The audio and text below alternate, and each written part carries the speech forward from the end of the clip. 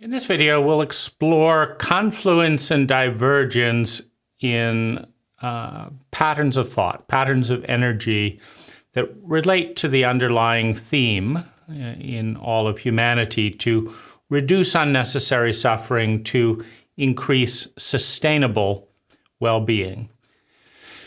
Now, I think it's very useful to ground a lot of esoterics, a lot of abstractions in some aspect that we do fully understand.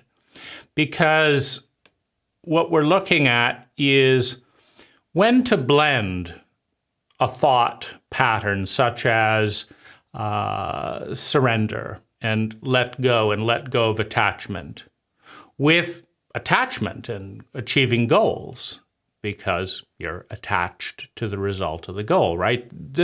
Those don't seem to be moving in the same direction. So do you only surrender to everything? Do you only pursue goals? Or how do you mix them, right? And I love to invent recipes. Since the age of 12, I've been smelling and tasting different things, imagining flavors. And usually there's a certain amount of contextual experience. Like, I've had pancakes. What would pancakes be like if I added ginger, powdered? This seems like it might be. What about ginger and cinnamon? What about cinnamon, ginger powder, and a few ginger cuts? What about butter? What about nut butter? What about oils, coconut oils? What about this? With a context, I can imagine something. And it is important to have had an experience with an ingredient. If I've never tasted mint, I'm not going to be able to imagine that Indian curry with mint sauce. If I have tasted mint, and I've tasted lemon, and I've tasted yogurt, and I've tasted this, I can imagine mint sauce, even if I've never tasted mint sauce. A lot of what I do is stuff combining things in ways that I've never seen them combined to create something that I like more than anything that I have seen combined, that I like the taste of more, I like the visual more, right? So, but it's difficult to imagine something that we have no context for. And if we have cooked, I've cooked, I also know that if I mix salad with green curry, it doesn't improve things, right? The salad is good, the green curry is good. Pouring green curry hot, melting all the crispness of the lettuce, I like crisp lettuce better than soggy lettuce, right? And I like hot green curry better than cold green curry, right? So some things don't go very well. Chocolate and beets, not as good as chocolate and almonds, right? And so there is a way to combine things. That's what life is, a tremendous iterative process. And there's a way to ruin a dish. You can add too much salt. You can add too little salt. You can just combine two perfect dishes, strawberry ice cream and beans, two perfect dishes. Mix them together and absolutely disgusting. And so the question is, how do we mix paradigms? How do we mix thoughts? Not because they're right or they're wrong, but because the result is delicious or disgusting, relative to our taste, relative to most people's tastes. So that's kind of what we're exploring. Because one of the things that is different from food, right? You do have food purists, certainly, but you don't usually have, well, I guess you do with vegans and and raw food and this and that. You do have and macrobiota. You do have people saying this is the way, this is the only way. But among people that just want to eat food that tastes great, right, where the goal is a beautiful dish and delicious food, I don't see too many objections when somebody borrows a Thai flower garnish and adds it to an Indian curry, right? And there you have flowers and stuff on top of the Indian curry as a beautiful garnish. I see people appreciating that fusion. I don't see anyone complaining if you put an Indian curry inside a burrito with the right amount of rice and all that. And people say, oh, I've never tasted it that way before. This is really good. I had an Indian-styled burrito recently, and it was better than any of the burrito-styled burritos, right? The rice and beans and all that. The rice and curry and vegetables tasted better, right? And so when the goal is well-being, when the goal is beauty and goodness and health, when we move towards that deliciousness, we appreciate fusion. We appreciate when the courtesy of this culture is blended with the attention to detail in this culture, which is blended by the colorfulness of this culture, the nutrition of this culture, the food of this culture, in such a way that it's unexpected, it's beautiful, right? We love that. In that value hierarchy, we're not focused on purity, right? And the same in gardening, right? Oh, a new plant from New Zealand. It's deer resistant, it's drought tolerant, does very well in this soil. You do have purists who will say, no, I don't care how beautiful it is. I don't care how lovely it will be, how much everyone will enjoy it. It's not from around here. They're racists, basically, when it comes to foreign plants. It's just on principle. But the people that just want something really beautiful that lasts a long time, that's happy, that doesn't require too much care. If there's a new plant from New Zealand, a phormium or whatever, they love it, right? Because it's more colorful, it's more beautiful than the native plant, it's more deer resistant than the native plant. It blends so well with these other plants, right?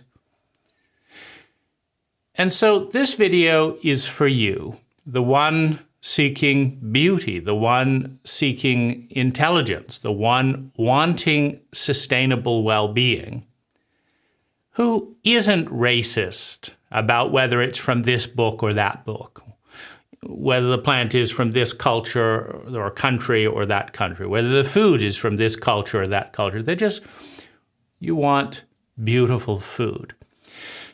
Now, given how big the universe is, given how big, culture is, given how big the psyche is, it is normal for some individuals to specialize in narrow corridors of the probability field, right? I mean, if you look around you and you find that, there are some people that do auto mechanics very well, and there's some people that code computers very well, and there's some people who do genetic biology very well. There's some electrical engineers who just do that all day very well. But we don't look to an electrical engineer or a car mechanic to say what's going to make me happy, right? That's what everyone's interested in. What's going to make me happy without harming other people? What's going to make me happy? How do I go about that? Reducing the amount of pain that I feel in my body, the amount of pain that I feel when I look out, the amount of pain that I feel when I look in. Reducing that and increasing sustainable well-being. That's what we want.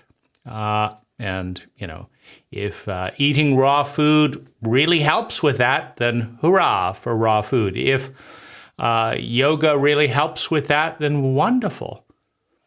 If watching an Eckhart Tolle video from time to time brings a deeper sense of peace and vitality, wonderful. If fresh squeezed organic orange juice really helps with that. If upgrading to first class on a cross-Pacific journey really helps with that, it's wonderful, right? If jogging, if sex, if it really seems to blend, right, and add dimension and well-being, then we're all in. But there is this tendency, not so much around work. There's not so many electrical engineers all saying everyone should be an electrical engineer. I mean, if only you understood how the power grid stepped down electricity from these high conductive, if you go up to 30,000 volts, the electricity passes through just effortlessly, and then you have to downstep it because you die if you touch that. And so, everyone should be an electrical engineer. Everyone should do it just like this, right? We don't have that, but we do have that around self-help. And I think part of it is we lack a contextual language, right? Let's use another example of building a house or maintaining a house. You have gutter installers and you have gutter cleaners. They are not window cleaners and they are not window installers, right? So we have window installers. We have window cleaners who are not window installers often. We have mow, blow, and goers, right? The people that clean up leaves and mow grass. We have gardeners, people that prune things and fertilize the soil and various things. We have designers, right? We have insulation installers. We have dry rot repair people, right? We have all these specialties, but you never find a dry rot repair person claiming that if only everyone would do dry rot repair, the whole house would be wonderful. You never find window washers saying, just wait till you see the smoke coming out of your chimney. It's going to be pristine once I get finished cleaning these windows, right? But you do find this. I've found it repeatedly in dealing with, probably roughly 100 practitioners in the kind of self-help and kind of new age fields. If you only discover channeled entities, it's wonderful. If you fill your house with crystals, the neighborhood will be singing. If you just eat raw food, your sex life will improve. Everything will get better, right? If you'll only bring a computer, if you'll only get a smartphone, if you'll only do a Buddhist retreat once a year, if you'll only take psychedelics, if you'll only learn this important thing, you create your own reality. If you just learn that, it's all magically, all your pain is going to heal because you create it all, right? And then you create it all, so you're going to heal this and you're going to do that. Or body work, somatic experience. You can't be in the head, right? It's all in the somatic experience. It's in the body. Your thoughts are not your body. Well, where are they, right? Like what? Can you think thoughts without the body? What about when the body is asleep? Can you think thoughts? What? Well, I would say that due to the broad chauvinism, which is very scientific and methodical in areas of the outer world, jet planes, for example. Nobody's claiming that a jet plane, once you get into a jet, can take you to the moon or take you to the sun or fly you infinitely around the universe. Nobody's claiming that, right? But you do have yogic practitioners. If you will just go deep enough into yoga, you can do anything, go anywhere, whatever. If you'll just eat raw food, etc. And so, but jet planes are based on science. The fuel gauges actually work. They don't just say, put in this fuel and you'll have infinite possibilities. It's no, you've got 3,700 miles with this number of gallons, and that's what you got. And if you got a tailwind, you've only got 2,000. But if you've got a tailwind behind, if you've got a headwind, you've only got 2,000. If you've got a tailwind, you've got 4,000 miles, right? And so this is methodical. But one of the faces of chauvinism is the emphasis on the outer world as a result to the inner world. So we have almost no science when it comes to inner experience. And so if someone says, if you will just drink water that has been percussed to the cell level, you will then have infinite possibilities. This doesn't undergo any testing the way a 747 does to see, well, how many people drink percussed water and what happens? Anything? 2%? 1%? How much of that is placebo? Does it happen if you don't believe it's going to happen? Or does it only happen if you're all excited about it happening? And then it would have happened if you were all excited about anything, right? So we just don't take seriously the feminine domain, the inner domain, in a chauvinistic culture. And so there's all kinds of broad sweeping generalities that are not grounded in statistics. They're not grounded in felt experience. They're not grounded in correlation with anything on the outside, right? And of course, they're all part of one ecology. The inner and the outer are one before language divides them. They are one before language divides them. And so if something changes on the inner, and the inner is inextricably linked to the outer, something should change on the outer, right? And if something changes on the outer and it's inextricably linked, because remember, all things are one. They're all part of one ecology before the whole is cut into pieces through the artifice of language, through the illusion of language. They're not really pieces. They're ideas that we've agreed to call pieces. This isn't really a hand in that it's separate from everything else.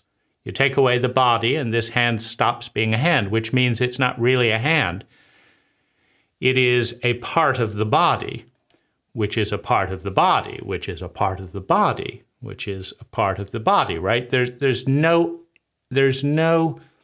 disintegrated, separate part in existence. No part is truly separate from any other part in existence, right? Even you create ideas of heaven and hell. Well, can you have black without white, white without black? Can you have a heaven without a hell, right? If it's viewed in contrast, because if you delete hell, and heaven is everything, because there's no contrast, so then you could just say everything. Heaven doesn't exist either. It's not this special place because it's not separate, right? So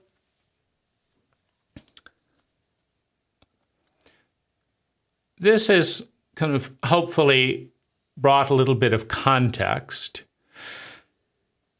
And another kind of general overlay, paradigm overlay that I want to kind of explore is that extremism, you have the center of the pendulum, and you can swing the pendulum. That's about as far as it can go, is kind of like 180 and 180, and you can kind of do that. Now, the pendulum, more and more energy is expended as it goes away from the center, right? So this is gravity, that's the center. This is the farthest point, the 180-degree plane, right? you've got to spend more and more energy. Like to move a pendulum ball, that's like a heavy bowling ball, to just move it an inch this way, it'll start swinging and it doesn't take much energy. But to move a bowling ball up, 30 feet, on a radius of 30 feet and up to 180, it starts to take some energy, right? And and that energy wants to swing back and wants to swing back, and it wants to come back to center. So we have discomfort, we have energy expended to push something to an extreme, and it wants to come back to center. But it usually goes about it in a zigzag way, right? Because it's balancing itself out, right? And it's coming back to center. So extremism generally takes more energy than being in the center. You can think of a hurricane even, or a tornado, right? In the center of the tornado, it's not, 180 miles an hour wind. It's still in the center. And in the center of ourselves, there is a great sense of stillness. So there's, I'm just bringing an awareness that an extreme position, everyone who isn't vegetarian should be shot, right? Meat eating is clearly bad. And so we shouldn't allow badness. It's obvious it's bad. We shouldn't allow obvious. So, but not everyone is is listening, right? We tell them that they're bad for eating meat. So, if we really wholeheartedly get this, that this is fundamental, that being a vegetarian is fundamentally better for humankind, for the planet, for all that is, then wouldn't we want to show that commitment by stopping what's wrong? Wouldn't we want to embody, integrate heart, mind, and body? And, so what's the humane thing? Well, we could build prisons, right? But that's bad for the environment too. If you build prisons to imprison the people that won't follow the right way, like how big should they be? 10 by 12, is that humane enough for a vegetarian? It's taking up trees, Maybe we should put them in 4 by 4, but, could they sleep? And maybe we'd just let them out if they agreed to be vegetarian. And then all would be wonderful. And then we could plant trees where that prison was. But we got to have some there to threaten them if we catch them eating meat, and then, how do we get people to travel around and spy on people to make sure that they've really converted, right? And, you start to see a problem, right? Because it's taking energy. In our culture, we had to drive a gas car over to see whether or not, put a smoke detector in the chimney. We wouldn't want to be too invasive and just spy on people in their homes, but surely we could put a smoke detector in the, is there sizzling bacon meat in that? Is that showing up in the readout of the smoke? And if it is, well, back to prison, right? So now we got to draw all that energy, and at what point then is, what is that smoke detector made of? Was it produced using petroleum products, plastic, batteries, chemicals, mining? Would the amount of energy it takes, the mine that, the battery has to be produced with alkaline and various materials from a mine, and the steel had to be smelted, and that was damaging the environment. All the energy to heat up the steel furnace to run the little metal layer around the battery, right? So at what point does the detection service, the car that has to be made, that has to be driven to go around and spy on everyone's smoke, at just the right time, and say, oh, you had some bacon, and then the humane way of issuing on paper, which came from trees, right? And haul them off to prison for violating their pledge to convert to vegetarianism. At what point does the energy spent patrolling the world to make sure everyone is a vegetarian who doesn't choose to be on their own, right? Wouldn't it be nice if everyone was smart enough to know that I was right? It would be so nice, because obviously I am right. Look at the data. Look at the data. 12 times as much food to feed a cow, right? 12 times. The person could have made wheat bread, right? But they've been eating corn, right? And, 1 or 2 ears of corn would have been enough for me for a pound of vegetables, but 12 pounds, and then cutting down the rainforest at this horrible time in history when there's global warming and oceans rising. I mean, just look at the data. It's obvious that I'm right.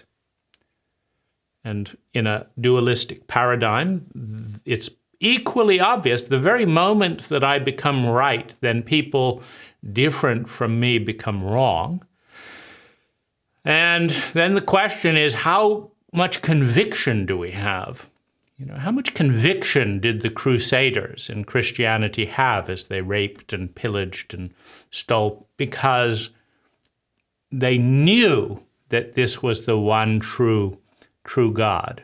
And everyone needs to become Christian, Muslim, whatever, right?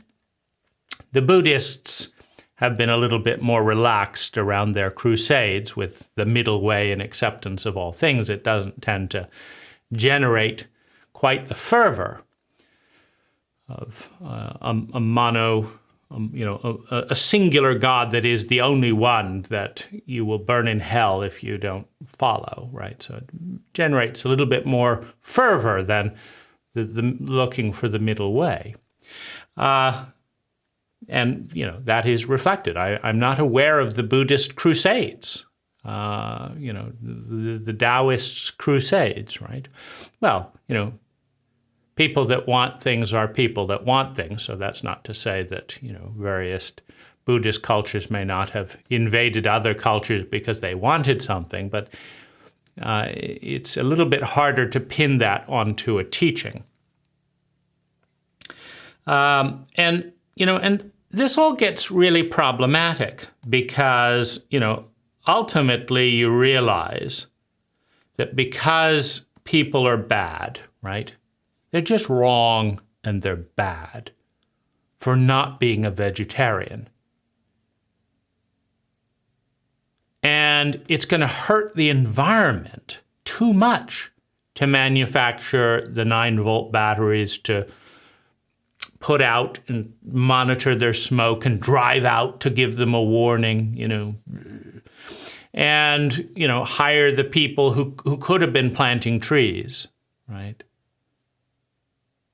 And then build the prisons in what used to be pristine wetlands or pristine forest or pristine something, right? It was pristine something, and then we built this prison here. And then where's the electricity coming from, right? So if we're trying to punish meat eaters for cutting down rainforests in a humane way by cutting down forests to build prisons, to put them in, and then running, diesel generators to feed the system and this and that, or coal power. It doesn't make it doesn't quite make sense, does it? So you got to kill him, right? It's perfectly obvious. Anyone with real conviction would just kill all meat eaters. Because even though there's, you see, how are you going to kill them, right? Are you going to use tasers? Well, that was fed from the coal grid. But maybe killing one carnivore would offset, right? As soon as they stop eating cows that eat 12 times the amount of grassland and corn and all that, as soon as they stop doing that, well, then even though your taser had to be made with fossil fuels and you're this, so you could tase them to death. Is that really, is it humane, right? Or you shoot them, or the electric chair. But what if the electric chair is fueled by coal plants, right? And for the amount of electricity used in that electric chair, one child's lungs got 50% worse from the coal smoke. If you looked at it on a statistical level, you've now ruined one child's lungs. One whole lung has been reduced 50% because the amount of energy for the electric chair, or to make the solar panels, right? So you just gotta maybe a knife, just quick and dirty, a rock. Just pick up a rock, natural, throw it at someone, hopefully kill them the first time, but if not, you just gotta hammer away at them. And then, what do you do with the polyester that doesn't biodegrade and all that? You just got to throw that in the landfill because we've still got people. We have to move on to them next, right? We have to kill all the people manufacturing and buying non-biodegradable clothes. I can't even kill someone naturally and purely, right, with the full environment, because now if I dig a hole in the ground, that's the most natural burial, let their energy go back to the ecology that they were trying to butcher by eating meat, and just dig a trench and put them in. But that and what about that battery, lithium and this, probably won't catch fire like the Note 7s, right? But it's the same battery. Am I responsible for putting in the earth these crimes against nature? These heinous things. Maybe I should take off their things, steal them, donate them to charity, so that at least it was a good cause, and the most good came out of my effort to reduce the meat-eating population in the most natural way, right? Because it would be a crime to cut these trees down and build a concrete box that required mining, right? Might as well just let them eat meat, right? So, there's, and with YouTube, of course, you can learn everything these days, how to kill meat eaters with the right size rock.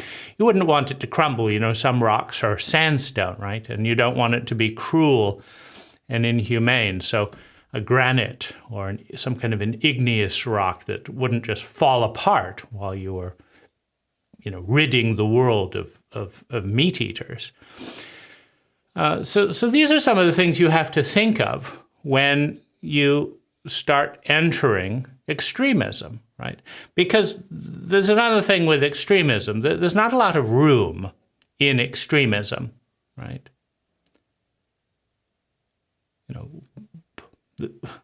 It's not like, maybe you can have gay meat killers, queer, different ethnicities, African-American meat people who rid the worlds of meat eaters. Maybe there's probably enough room for that. But, you can't have pacifists in there.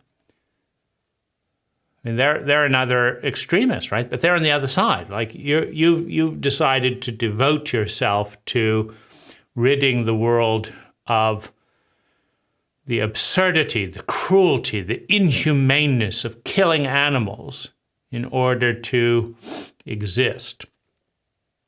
But of course, we're just getting started because, there was a salamander under the rock that you just carelessly dug out. I mean, that salamander was there for well over a year. That's his home.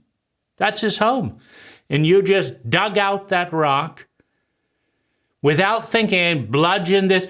And then how many earthworms did you cut up, right? How many earthworms did you cut up? You worked out the natural grave. You've got it figured out, right? It's got to be 2 feet deep minimum, so that the coyotes and stuff don't dig up the rotting corpse and then maybe we should start killing the coyotes for meat, because they could be a vegetarian as well, right?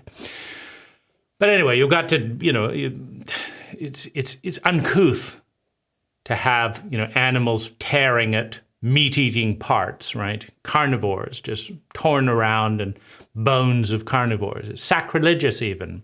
So you got to go at least 2 feet deep. But if you go too deep, maybe this, the blood and stuff becomes anaerobic, slimy, and it doesn't become nitrogen. It needs some oxygen. So to find the right depth, and you dug it out carefully, right? And you didn't want to waste. I mean, a fern had to be moved for that trench, right? But how many worms were slaughtered, right, in the digging of the trench to dispose of the body in the most natural way? And what about that salamander, right? If you're a pacifist, you've gone too far. You've gone too far, right? It's a little bit harder for the pacifists to take action, right? You're wrong, you're bad, you killed 36 worms, cut them in half, ruined the habitat of a salamander, just carelessly threw a fern on the side. And, and for all that for one meat eater, right? Right? And now his brother, look at him, he's having a big steak. He's just taunting you, right? You did all that, right? And that shovel had to be made, and blah, blah, blah, blah, blah. And then who's is this, maybe this was Native American land, right, that you're doing this on. Sacrilege, right? An invader, right, on this once pure land. Well, the pacifist doesn't really have options, right? Just increasing waves of horror. Oh, right? But, these thoughts are also a bit violent, right? Just witnessing you become part of the problem. So they cover their eyes. It's dreadful. It's unspeakable. But there isn't a lot of recourse, right? Because if the pacifists start killing the protesters, the radicals, right? If the pacifists start killing the radicals that don't get that this is not the way to handle this. It should be handled by diplomacy. There should be letters and court dates set up, convicted for eating a hamburger, and how many years in prison. This should be handled institutionally, not just in this way. And so you have a problem. You have a problem as you move towards extremism. And extreme pacifists have it the worst, of course, because there's nothing they can do about it. But you could also then flip that to say, well, they have it the best, right? They're absolutely radically committed to doing absolutely nothing. Because, there's emotional violence, mental violence. They wouldn't want to disturb the other person's freedom to think what they think. They wouldn't want to upset the other person's feelings by publishing data counter to their point of view, right? And, well, and certainly they don't want to kill people for killing people. So, do they have it the best or do they have it the worst, right? I am in absolutely radical, hardcore.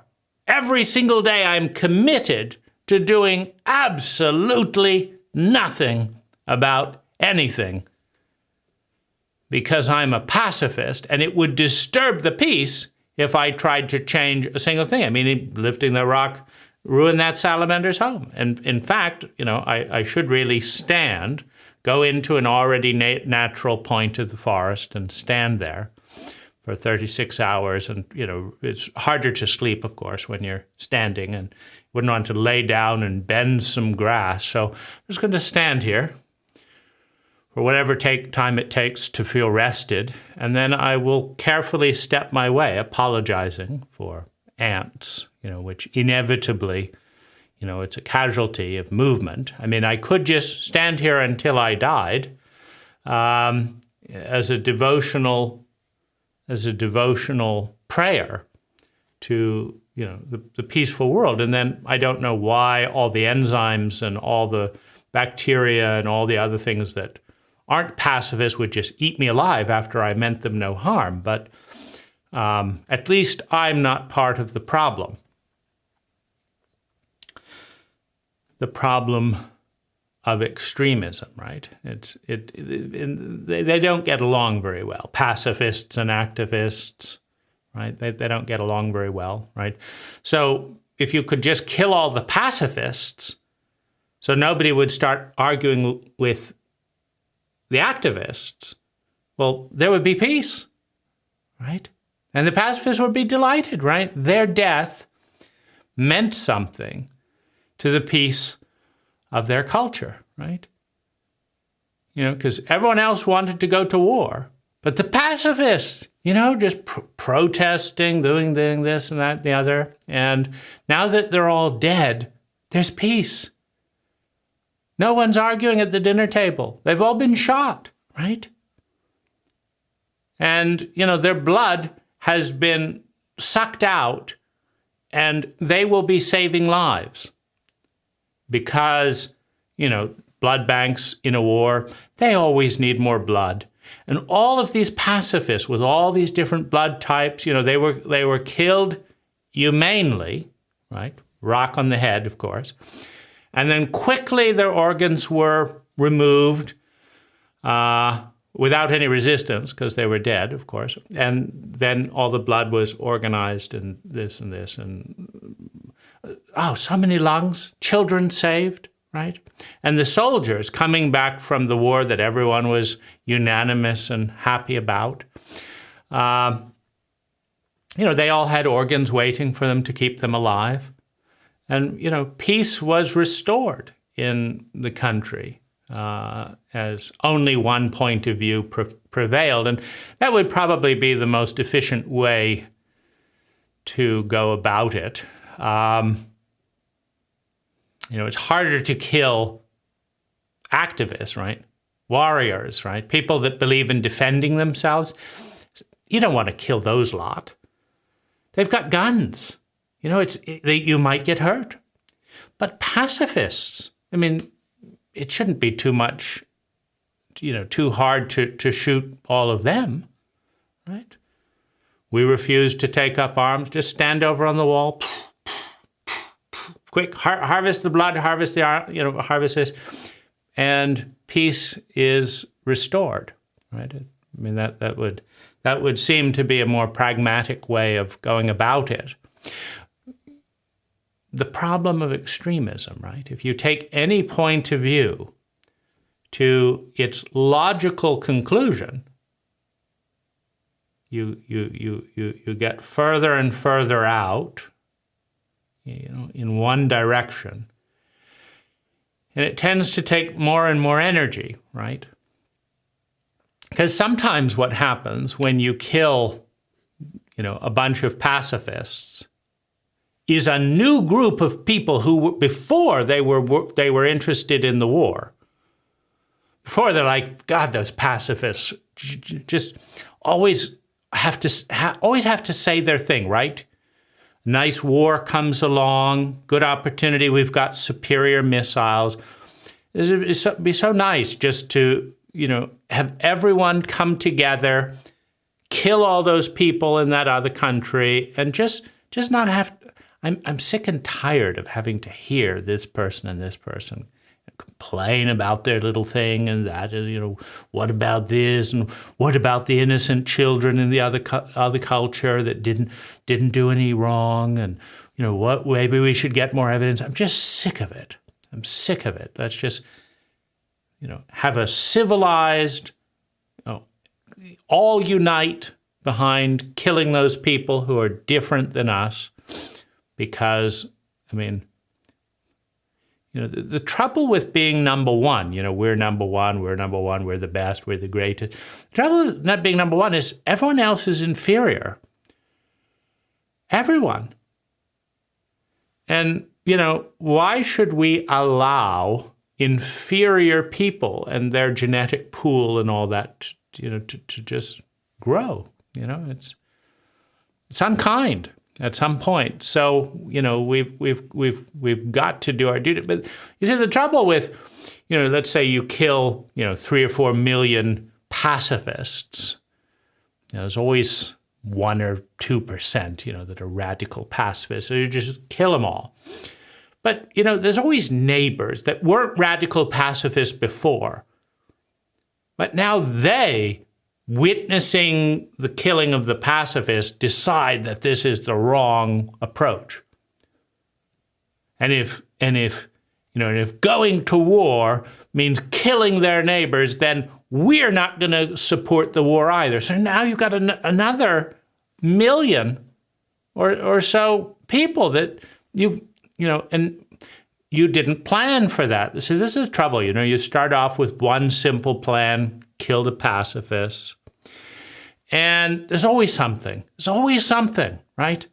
So it wasn't easy to get a permit, for 3 million graves. All, you had to do it efficiently. You didn't want to just have vultures out eating pacifists for the next, months and dripping blood. No, you need to get permits for all this. But then when the next wave, the new wave of pacifists come in, where are they going to be buried, right? This is a problem. And it's always something. It's always something. It's not easy killing pacifists. It's not easy burying, carnivores. It's always something, always something.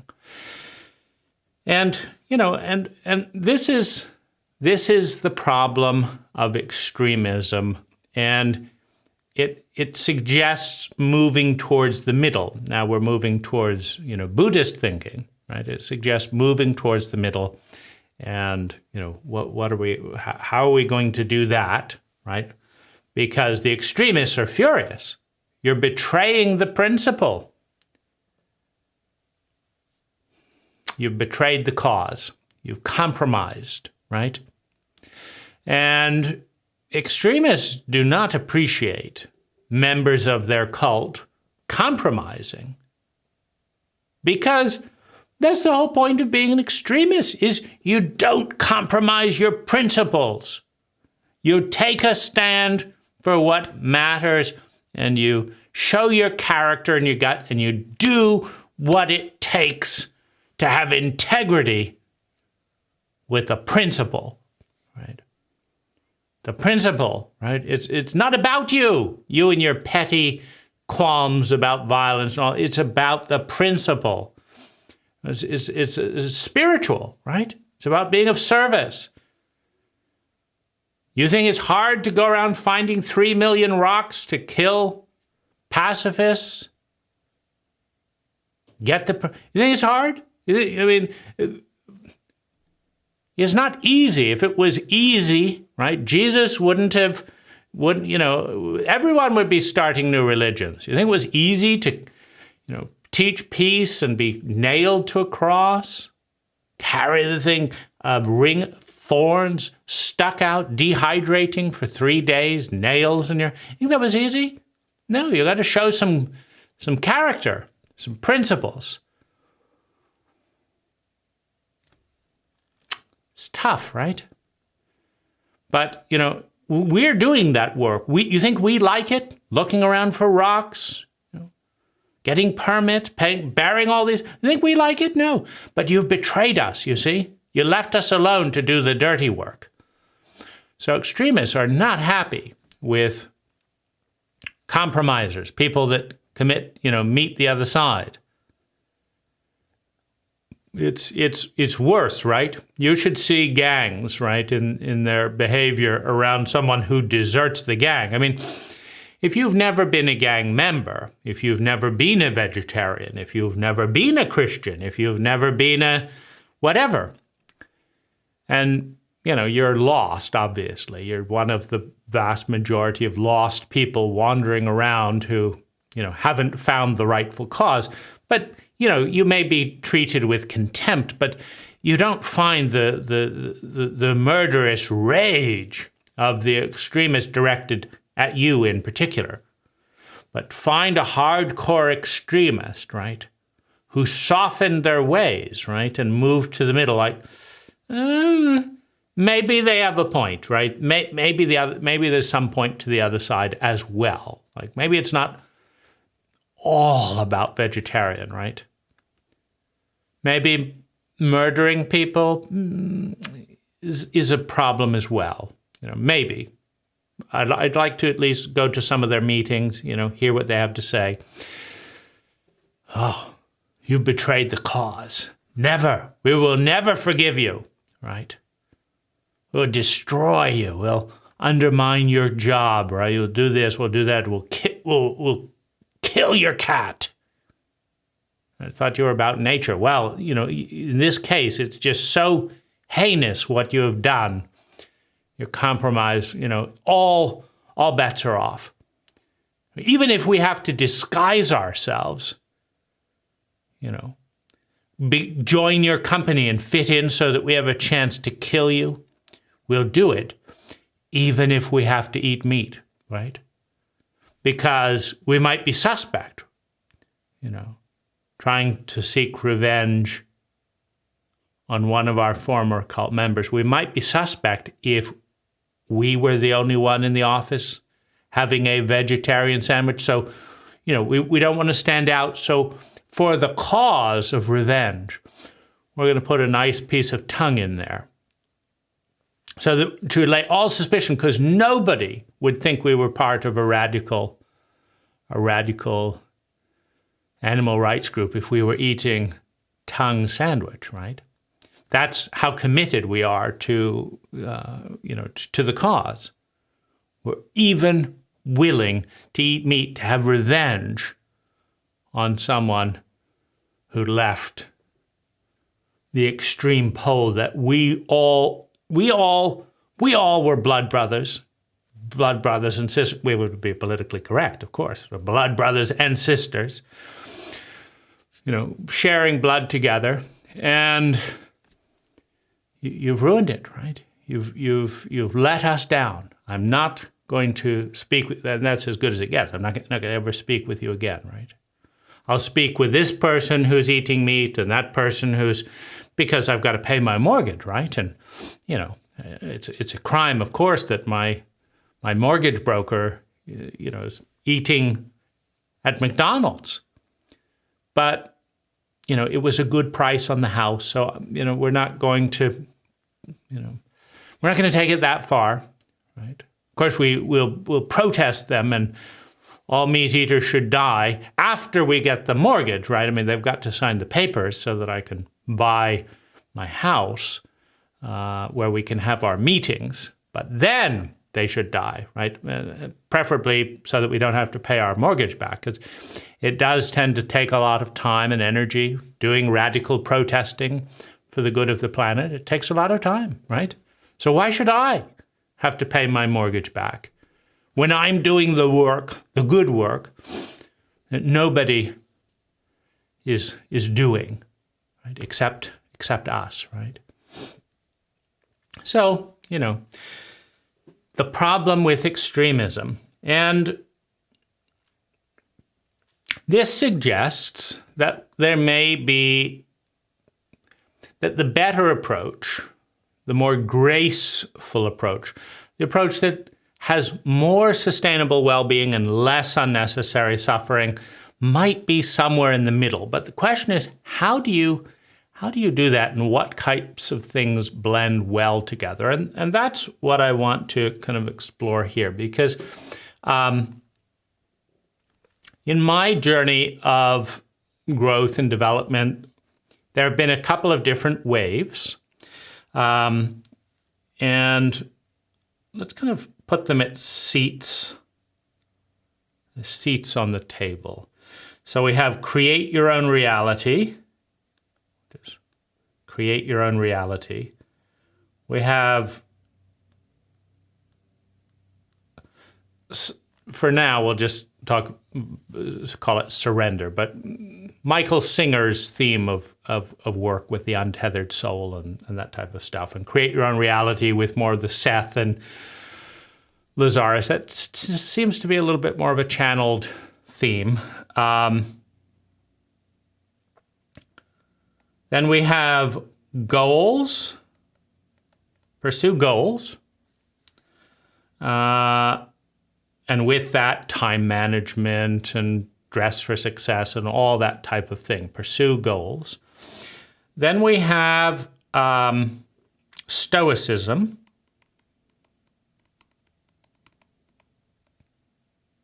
Basically, to figure out what the right thing is, do it. Not to be happy and be willing to be uncomfortable, and learn to be comfortable with being uncomfortable, right? To develop our tolerance for pain as we do whatever it is that is the right, or what we want to do, that we don't run from pain. We don't become addicts like a Stoic would endure their responsibilities and their grief and all that. So we have stoicism. And we have control plus negotiation plus manipulation. This is generally my goal. To be more comfortable is to try and exert influence so that the world is, and this dovetails a little bit with create your own reality, but so that the world is more compatible with what we want, right? This hurts me, so don't do it. And that is uncomfortable, so I'm not going to do it. And that music is too loud, so change it and turn it down. And then I'll be happy, right? Because what we're all looking for is the big H, happiness, feeling sustainably better. So all of these initiatives, all of these things that we're thinking and feeling and doing and being have one underlying goal. I want to feel sustainably better, right? Now, sometimes that might take detours into pain and shock because I want some adrenaline, right? I'm so numb, I'm bored. I just want someone to fight with, right? Or someone to argue with. So for now, let's look at these things. So let's create your own reality. I create my own reality with my vibration, with my desires, with my thoughts, with my expectations, with my beliefs, with my actions, with my, I create my own reality. And if I change, then my reality will change. And so if I don't like the war in Ukraine, I guess we could do, protest.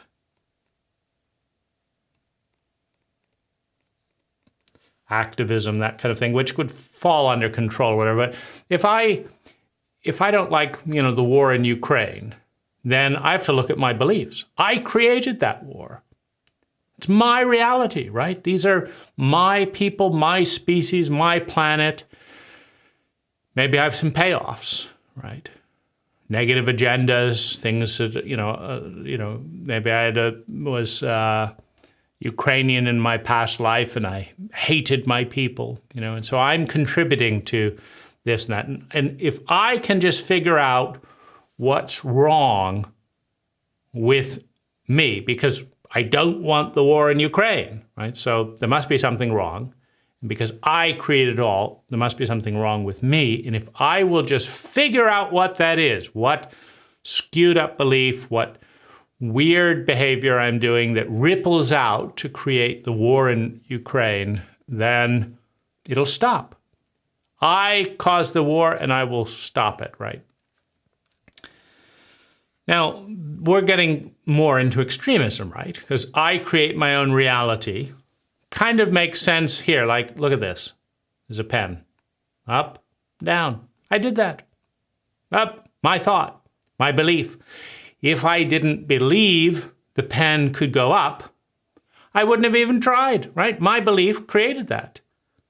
My action, my desire, I wanted this pen to go up, so it went up, right? My imagination, I had the imagination. I imagined this pen going up and down before I did this, and there it did, you know.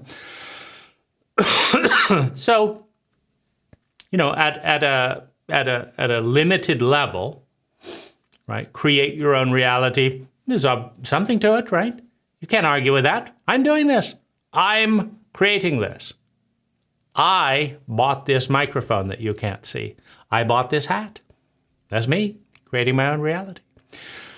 I didn't go out in the sun. That's why my skin is white, right?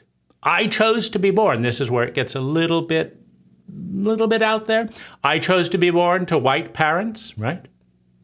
So I'm, you know, this is my skin color. Of course, my genetics are like this, you know. I saw I looked down. I created it all. I looked down from spiritual levels, and I thought, you know, I want that nose, so I'll have that mother. Ooh, who can give me that nose? They're having sex right there. If I get born right now, I'll have that nose. So this is really my nose. There's nothing, you know. I could have chosen some other parents and had a different nose, but I didn't. Why didn't I pick a nose a little bit? Why? Well, anyway, there weren't enough people having sex to have exactly, but I created this or that or whatever. But maybe if my beliefs had been more open, right?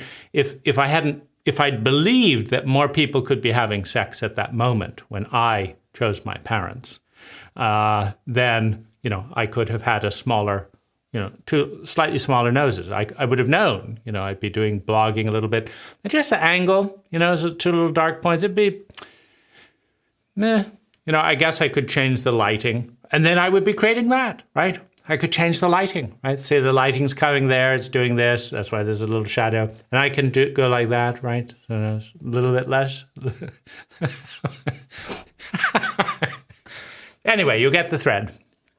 You can create your own reality to, you know, various extent, you know, points to where, you know, you have to figure out your payoffs for the existence of Hitler and Stalin and, you know, Maoist China and Pol Pot, and it's all your hatred in there, creating all this stuff in your past life and whatever. So you can take that to, and you can spend an endless amount of time, right? And you will meet them, right? Or maybe you won't, but I've met them and spent time there, like trying to figure out exactly how something in me is creating stuff out there.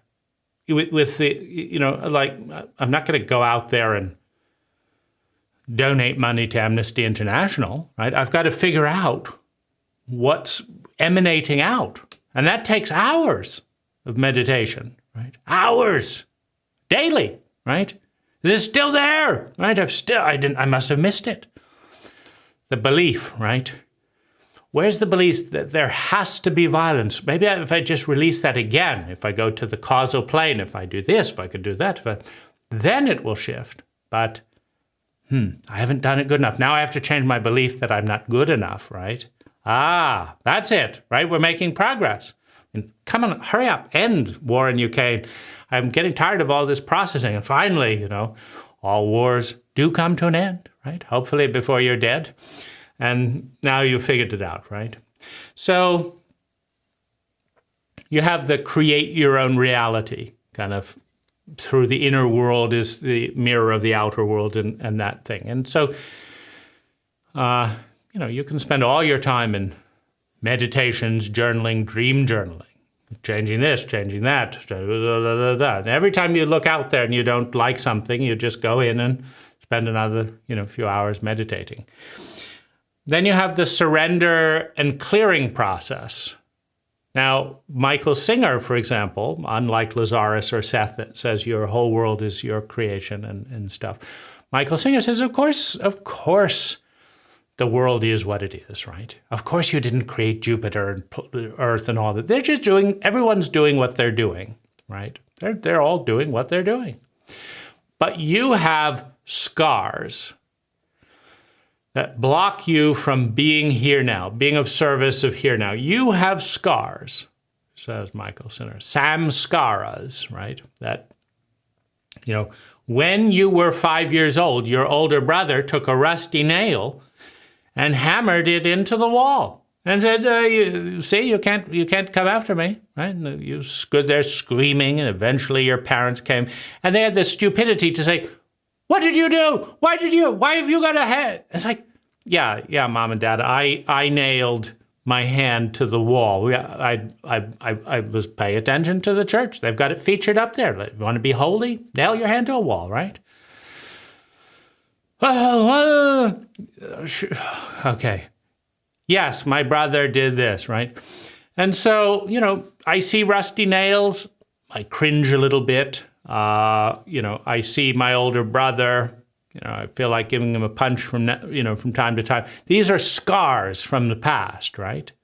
Associations, right? Something happened to you painfully in the past, and you didn't want it to happen again, and you didn't want to feel that way again, so you created kind of a defense around it. And so now, you see bullying types come carrying nails and hammers, and there's a part of you that's ready to run. You're not enjoying the ambiance, let's say, because you know what can happen when a bully, a rusty nail, and a hammer coincides with you. You know what can happen. So that's a scar, right? Now you're seeing the hammer and the nail through that lens, and that's not a pleasant lens. So you don't want bullying people near you, right? So Singer would say, let go of the scar, right? There are bullying people out there. Don't let it ruin your day, right? Just see the world anew. Let go of the pattern, let go of the scar. And if every now and again your hand gets nailed to the wall with a bully, be in the present moment, right? Be here now. Eckhart Tolle, a little bit, some semblances of that. Just feel the pain. Be present to it. Is it really pain if you're not thinking about the future? There's a point. Is it really pain, or is it what? Joy, ecstatic moment, just energy flowing. As Michael Singer would say, why would you get upset? Everything in the universe is atoms. Everything in the universe is atoms. And they're all moving around. And why would you break the world into some atoms you like and some atoms you don't like, and be all upset because these atoms connected with these atoms in a different way? I mean, atoms, what are the nails made out of? Atoms. What's the hammer made out of? Atoms. What's the bully made out of? Atoms. Some atoms touch some atoms, touch some atoms. What's the big deal, right?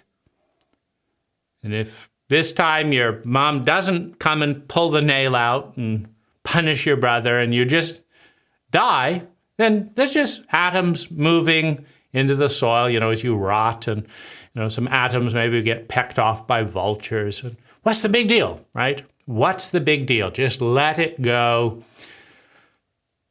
Appreciate the moment. Be grateful for what is. I mean, maybe there's a good view, right? Why are you so cynical, right? Maybe there is a great view. Maybe, the bully hammered your your hand into the tree, and then this beautiful view, right? Jesus probably, looking over Bethlehem, or what was, he was up on the mount, right? So he had a great view for 3 days, probably hallucinating. They're not all bad. Hallucinations, he could have had wonderful hallucinations, right? Wonderful, right? So that's, don't take it seriously. Yes, your daughter is raped. Yes, it's the neighbor. Yes, he's a repeat offender. But let it go. Stop making, this isn't all about you, right? Maybe you can be of service to them and listen to their experience and how they became a rapist and various things like that. And just don't take it personal. Take all your personal feelings out of the equation, right? And be of service to the moment. And, eventually you will have a transcendent experience. And so, just be with what he is. So Michael Singer, Eckhart Tolle, and, a little bit of what's her name, Byron Katie, so they're there with disentangling the meaning that we make something mean. Sure, there is a steel pin in your hand. May not feel very good. You may die of tetanus if you didn't get the tetanus shot.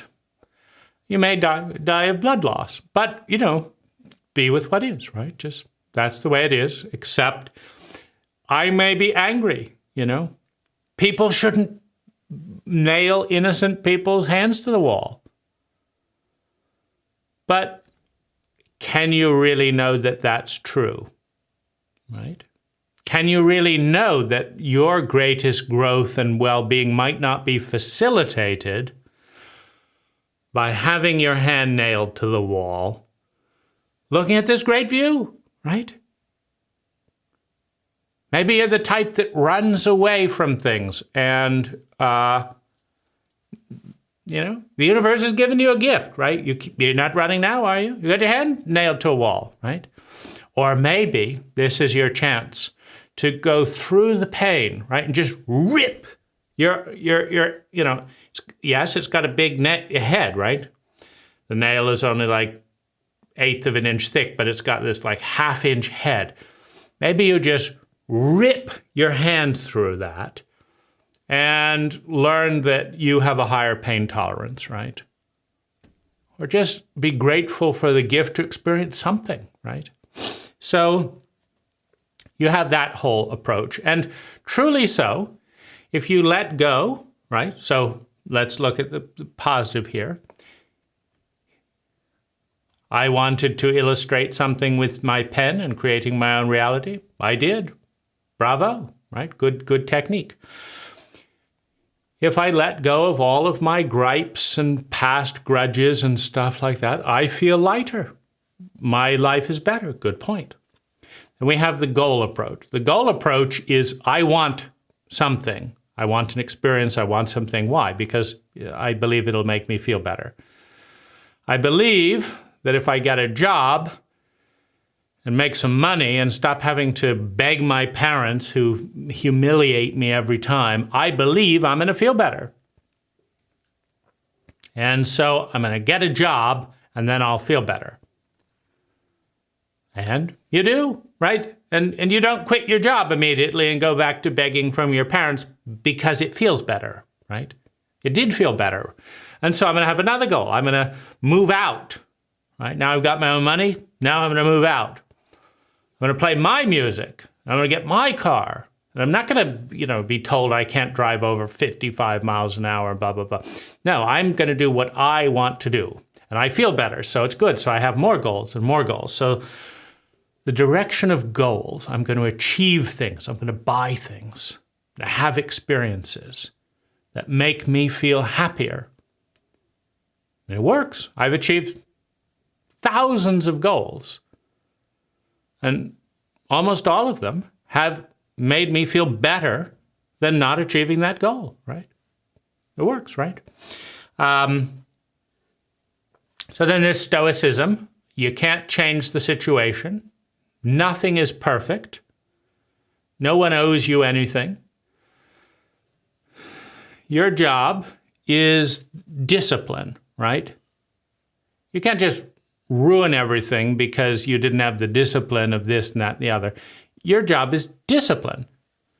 So you've got to figure out how to make things work, even when it's not perfect, right? And so you work on a farm, you don't have machinery, you do the work, right? You see what needs to be done and you do it. And lo and behold, you get food from that farm. You get a paycheck. You do the stuff. You get through the traffic. So stoicism, you endure, you have discipline, you do what works. And reality gets a little better. Then there's control, right? Your neighbor plays heavy metal music, right, when you're trying to meditate. Oh, aren't they horrible? You just kill them, right? But, there they go again, ruining me, my spiritual path ruined by these low vibration people. So there you've got your. So could you please do your heavy metal on these days when I'm not here, or during the day when I'm at work? What if I paid you $100 every week that you didn't play heavy metal during this time? Ah, wonderful, wonderful. I get to meditate and be in the power of now and let go of all things because my neighbor is not ruining my meditation. And so I feel better, right? Now I can be unconditional, right? Because I've met the condition that my neighbor not play heavy metal music, right? So control, negotiation, manipulation. I am going to call the police unless you stop playing heavy metal. I'm going to take you to court unless you stop putting your garbage cans on my property. Now I can be happy because you listened to me, right? Now I'm happy. I wasn't happy because you were putting your garbage cans, but now I'm happy, right? But now the UPS driver, he's just dropping my packages out here. I've got to figure out that, right? Meanwhile, my mom, telling this about, I told her that in confidence. I would have been happy if she had kept her promise, but she didn't, right? She blabbed that all along, this and that and the other, and then she denied it, right? I only told her. It's the only person I ever told, and then all these people know, and then she denied it, right? So now I'm not happy. I'm not happy. No, I'm not happy. I'm not going to be happy until you apologize and take me out to dinner, make me a nice card, and pamper me for at least a month. At least, then I will be happy. And so now you did all that, okay, now I'm happy, right? Until, this happens. So there's control, negotiation, manipulation. I've got to get this people and this outer world, etc., to do these things so that I can be happy. If they don't, then I will be unhappy. And I guess there's protesting as well. Like, we're going to protest the things that make me unhappy. We're going to protest the things that are wrong. I want to be a righteous person. My tax money is going to pay for these nuclear weapons, and they are wrong. I'm going to protest, right? And so, these are some of the, threads. We've also got, let's just focus on these. So the ones that have the most tension, I would say, is you create your own reality through all that inner stuff I was saying, but also through controlling, manipulation, protesting, stoicism, just be with it.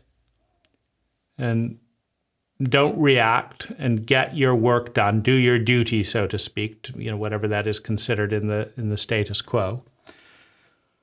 Goals are kind of an outer expression of you create your own reality. So like Lazarus doesn't say go out and have goals and do this and this and this. They will say, look at your room of beliefs, do this. So they're more, the inner is creating the outer. So you should work on the inner, and then the outer will change. Although I think choices and decisions are included as a subset. So there's all kinds of, things and choices and decisions that relate to the outer world certainly, would create your reality as well. But the create your own reality and have goals and achieve them, they are very much two different paths. Meaning you can do hundreds of hours of create your own reality without a single exercise on having goals, and then step by step breaking those goals down, time management, that type of thing. So we're talking about, I guess, rationally creating your reality by organizing your outer energy. And then we're talking about creating your reality more esoterically from organizing your inner energy. And then it is true that if you have no attachment and you haven't made things mean things, so Byron Katie works on the meaning thing, Michael Singer works more on the scars, right? So basically, if you've got sunburn and somebody slaps you, it's going to hurt. And what Michael Singer's approach is get rid of the sunburn, basically. Well, how do you do that? Well, you have to wait until the sunburn heals. You have to stay out of the sun. You have to wear sunscreen. Michael doesn't talk so much about that, what you have to do to calm a scar down emotionally. He doesn't say stay away from the person, put cream on as a buffer, have medicine. If someone keeps calling you a cunt, for example, I think that's one of the more derogatory things that you can call a woman these days, which is very absurd. Because if you look at derogatory words, they're almost all the most important things in life. Whether you call it a pussy, a vagina, a cunt, a woman's place, it doesn't matter. That is the source of all life for men and women. So we tend to be a little bit crazy in these types of things. Shit is the source of all life. You didn't have shit, you wouldn't. That's the fertilizer for all life, right? And if you don't have all plants and all that stuff, everything dies, right? Bullshit is the fertilizer from a bull, right? So just acknowledge we have gone out of our way to come up with some absurd slurs that do not have anything innately wrong with them. But we do understand that certain words are said with the intention of meaning that there's something terrible, even though the words themselves do not. I mean, thank goodness you have a cunt. Thank goodness you have a pussy. Thank goodness you have a vagina. It's going to give you more pleasure than anything else. And it's the source of all life and the place where, urine comes out. Good, but we still feel insulted when somebody meant to insult us. I remember when I was young in England, there's this store called Oxfam, and it was a used clothing store that raised money for charity. And the kids wanted to know where I'd got some piece of clothing. And I said, Oxfam. And I didn't understand that poverty was a dirty word. I didn't understand that poor people were to be punished and humiliated for being poor. I also didn't understand that used things were, I thought of used things as a great way to save money. Why would you be so dumb to pay twice the price for the thing in the same condition? Or it's 10% worn, but it's twice the price. So I knew I was smart to buy quality used, right? But that's not what all my classmates knew. They knew that this was a curse and that this deserved humiliation. So they all gathered up, as kids do, projecting the stupidity of their parents onto, the kids around them. And they all said, Oxfam rejects, Oxfam rejects. And I looked at these guys and I thought, this is nuts. These kids, first of all, they're interested in clothes. What difference does it make to them in their lives where I got my clothes? That's a dumb question. 2, what difference does it make if it's raising money for charity?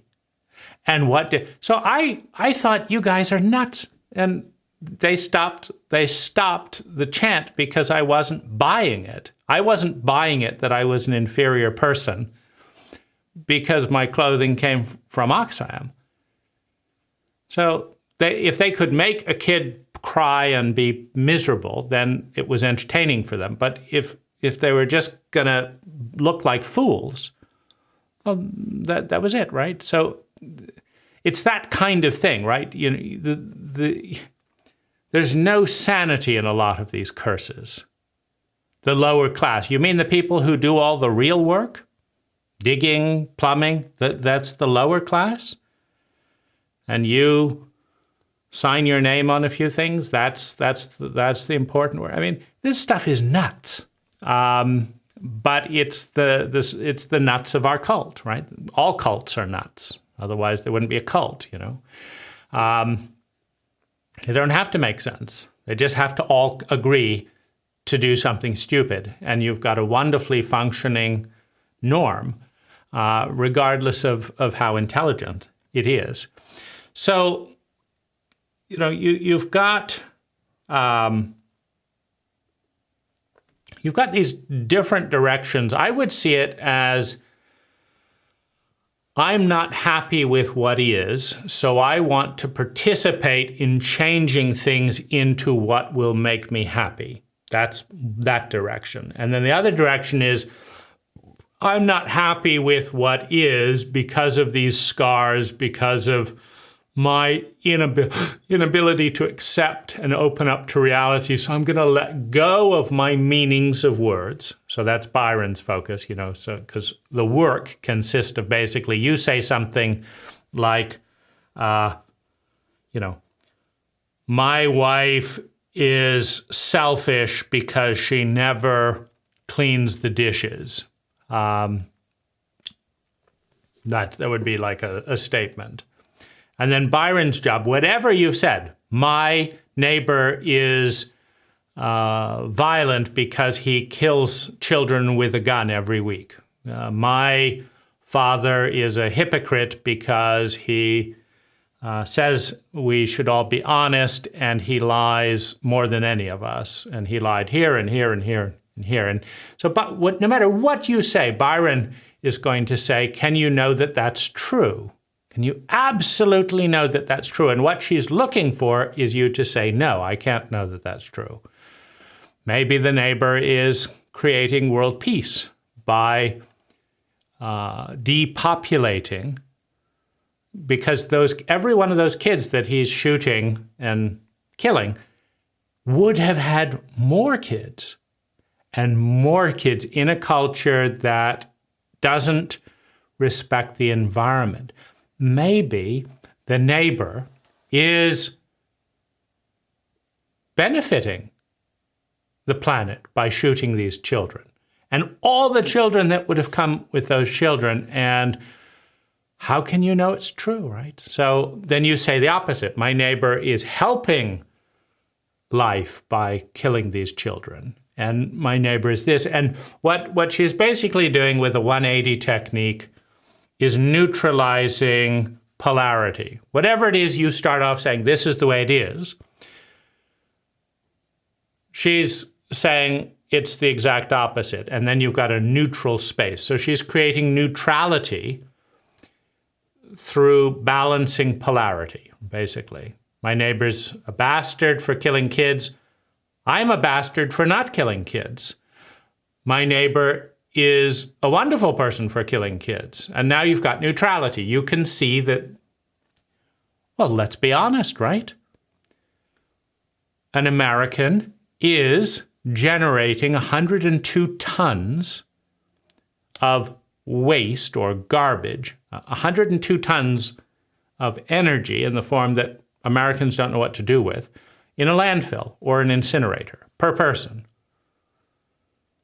An American is directly and indirectly consuming 90,000 gallons of fossil fuels in a lifetime.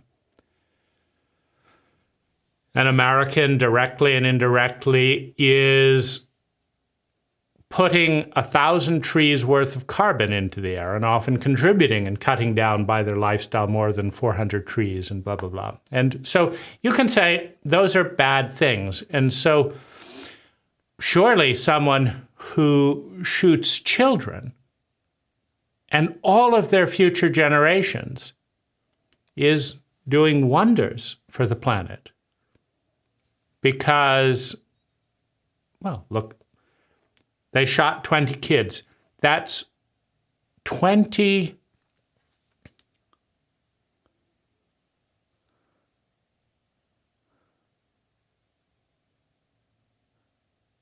That's thousands of tons of garbage not in a landfill. That's 20,000 trees that didn't get mown down and all that carbon. And then all their children, right? And so this is a wonderful thing. He's bad for killing children. He's wonderful for killing children. That's the counterpoint, right? And so in that humility, you're kind of going towards a little bit of Zen. You know, there's that old story, you know, the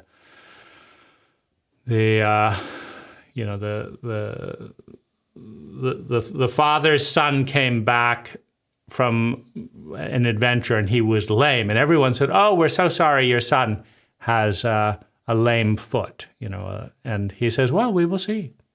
Next day, the military come conscribing all the healthy kids from all the neighbors, but they didn't take the son because he had a bad foot. And then they all said, "Well, you're so lucky your son had a good foot, you know, a bad foot, because he didn't go off to war." And he said, "We will see." And then because he had a bad foot, this other bad thing happened.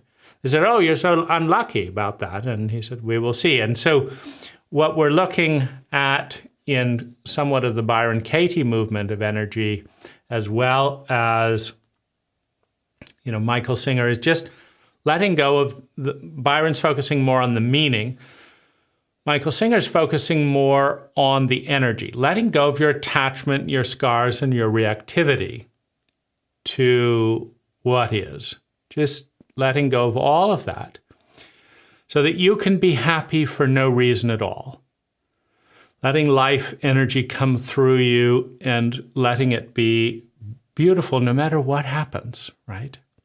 Not trying to avoid your ex-girlfriend because she always makes you feel guilty and helpless, but letting go of the scars and the feelings so that you can run into her and whatever and just be open to what is, and not trying to avoid this street because you nearly get shot down there, but just letting it be, right? Maybe today you won't be shot. You can walk through a dark neighborhood and, you know, and do this. And so that's the focus of basically saying, no matter what's happening, I'm going to be happy. And if I die, if I don't have any money, I'll be happy with that. And the other approach, which is, you know, the other extreme, is I've got to have a job from this person. I've got to make more money than that person. I've got to have sex 3 times a week with that person. I've got to be on the cover of Time magazine, or I will not be happy. And so I'm never happy, even though I've got, all of these things. So those are the kind of the extremes. And there are specialists in these forms of thought. I would suggest that that there's a good happiness dish. If you approach happiness as an ongoing continuum, well-being as an ongoing continuum, with the goal of moving towards more and more sustainable well-being, more and more consciously, with more and more mastery and more grace, right? That's the goal. That we are biologically, emotionally, etc., driven to move on that continuum. And creating our own reality, when and how that works, is wonderful, right? And it can take us out into the woods in its extremity. Surrendering and letting go of scars. I don't need to hold that. I was scared of water when I was 5 and nearly drowned, but let me feel those feelings one time and just let go and just go back to loving water. I'm not at risk at drowning. I can let that go, right? And these goals do have a good chance of making me feel better. Let's go out and accomplish them and enjoy that. And the world is not always perfect. And I do need to do things that I don't want to do sometimes to take me to what I do want to do, right? I want to take a vacation in Thailand this winter. I want that. I do not want to have to get into traffic. But in order to get my job and get my paycheck, I'm going to have to go through traffic about 100 times in order to get my job done and go to Thailand, right? So I'm going to be present. I'm going to put on a good audiobook, good music, etc. I'll time my traffic. I'll manipulate the environment where I can. I'll time my traffic if I can to avoid the rush hour. And I will get through what needs to be done that I can't get out of the way. If I have I have a virtual assistant who does 3 hours a day of the stuff I hate doing. So stoicism in the extreme would be, why get a virtual assistant? I could just do all that grunge work with discipline every single day. Why? Delegating that works. I mean, being stoic works better than not doing the work if the assistant isn't available, right? And then there's control and negotiation, I'm not at the enlightened level that enjoys meditating while my neighbor plays heavy metal. So I should either move house or negotiate a payment or a legal or something that stops the heavy metal, or have earphones, right? Which is different. Like Eckhart Tolle and Michael Singer would tend to be like, let go of the scars of heavy metal, right? What's the big meaning about heavy metal? Let the vibrations carry you deeper. This is what is. Deal with it. Let go. Be happy anyway. Or, as Eckhart Tolle would say, incorporate the leaf blower into your meditation, and it won't bother you. Let it be part of it. Participate. Well, I'd much rather. I asked my gardener to get an electric leaf blower rather than a gas-powered leaf blower. And so he did, and voila, I don't have gas fumes in my house when the window's open, and I don't have the noise, right? So I'm happier because I took that step of negotiation. My neighbor liked to do contracting work on a Sunday repeatedly. So when they refused to stop, I called the police, and after the second call in one day, they toned it down 50%. And I'm happier that they toned it down 50% than if I hadn't called the police. So that's manipulation, right? They didn't say, oh, we're so sorry, we'd love to suspend our illegal contracting work on a Sunday. They came up with various excuses about how it was legal. I said, here's the code. Well, then it had to be done anyway, and da-da-da. And then, so manipulation. They didn't want the police showing up too many times in front of their house every week. And so they decided to follow the law because they didn't want that. They didn't decide to cut the noise down because they were bothered, right? It used to upset, interact with these videos. That wasn't important to them. The police were, right? So the manipulation reduced the noise to a point where I felt more freedom to do what works. And then protesting, right? When my therapist sexually abused me under the influence of psychedelics, I had to learn protesting because I realized other patients were at work. And so what I needed around that situation and what patients needed was not the priority for this therapist or the group, the Human Awareness Institute, that recommended the therapist. That wasn't their priority. They tried to bury it. So it was recordings and websites and emails to people, etc., that began to see a shift in their behavior. In other words, when people are reptilian-based, fight, flight, and freeze-based, they only respond to fear. Their fear is louder than their empathy or whatever.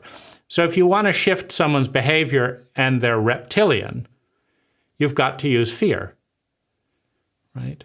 A lot of people would stop paying their taxes if there was no fear around penalties and having their house seized. Like if there was absolutely no way that the government could collect taxes, and they just said, please, would everyone help with roads and this and that, spending would probably, or the tax collection would probably go down by half or more.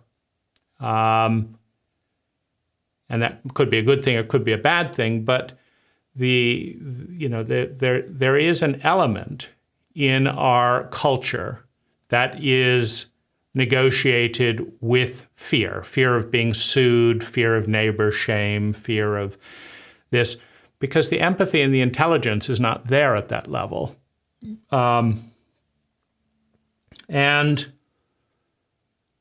I felt better I felt happier knowing that I hadn't abandoned other sexual abuse victims and knowing that I hadn't been silenced by intimidation and various things, but had done what I believed to be the right thing in highlighting. Therapists do, as a group, there's been an informal study, 12% of therapists will admit anonymously to having sexual relationships with their clients. So 12%, out of 100 therapists, 12. This is never great for the client. To pay to be sexually abused, usually when you've been sexually abused to a child, is the worst path to your sustainable well-being as a client. And you're going to someone for help, and they're manipulating that situation to meet their needs and be paid to meet their needs. And then have cross-wired help, right? Because if you say, this is help, I'm here to help you, and then you abuse them, you're cross-wiring the word help and abuse, which is a big problem in life, right? And so, as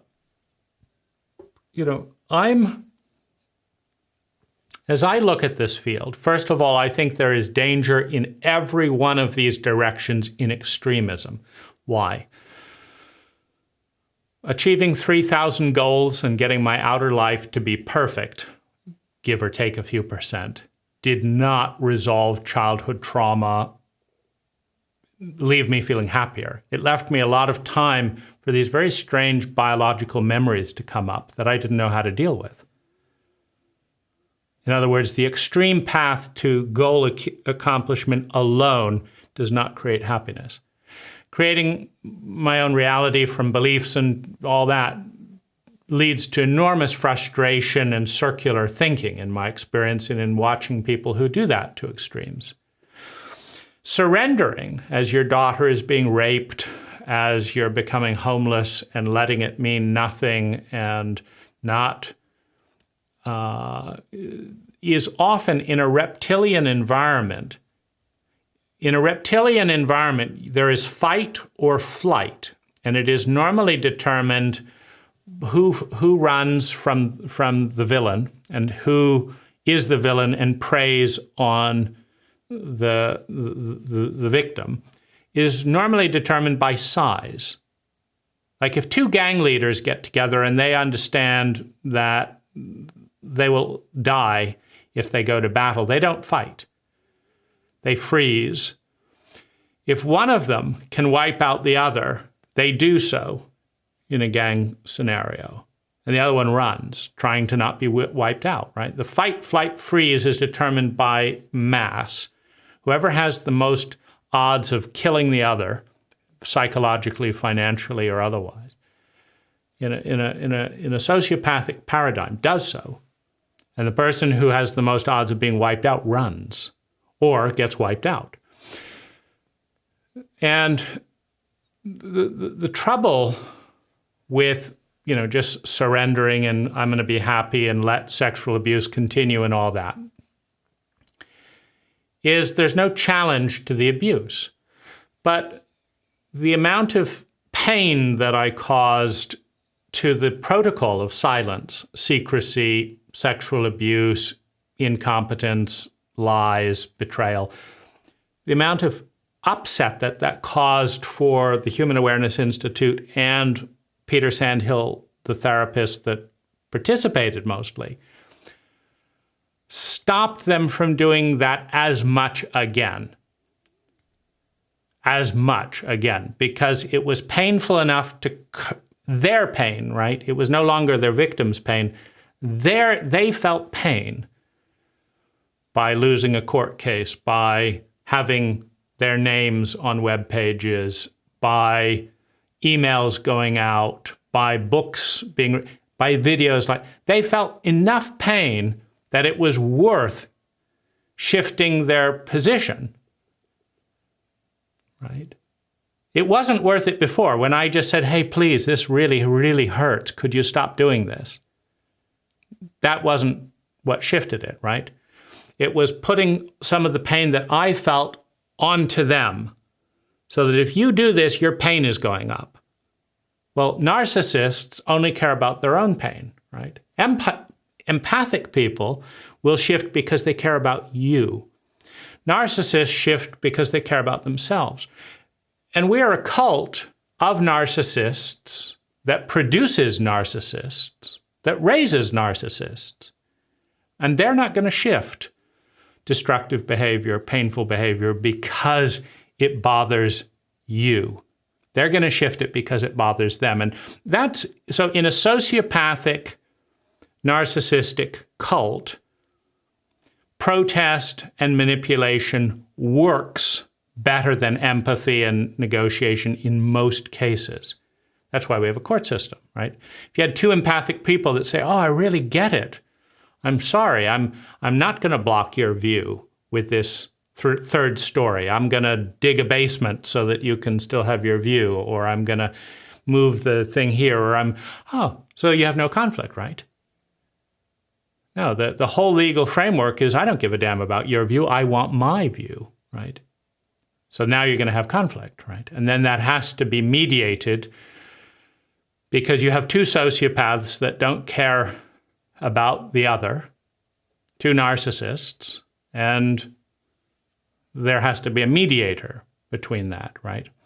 And so we have all government and structure and protocol and norms and all that. And those work in a reptilian environment better than anarchy, better than just shooting each other. You block my view, I'm going to shoot you. I'm going to kill your cat. Because that's what it deteriorates to when there's no sense of balance and symmetry that's, that's neutral. It's that sense that it's fair for everyone that stops the, I'm going to kill your cat because you built a third story and stuff like that. So all of this works. Mediation, law, protest, control, negotiation, stoicism, accomplishing goals, surrendering, creating your own reality, and there are other things as well. Energy works, talking things through, releasing tension, doing physical exercise to get these things out of your body, doing somatic work. So that, because we're just in our head here. We're not wrestling.